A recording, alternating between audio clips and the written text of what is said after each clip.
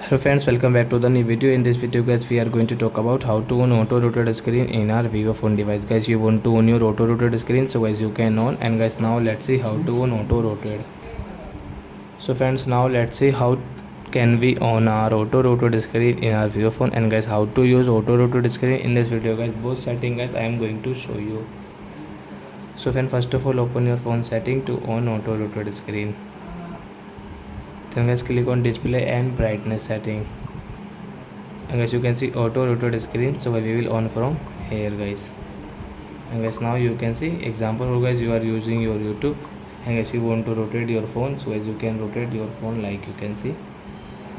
So guys you can use your auto rotate screen like that.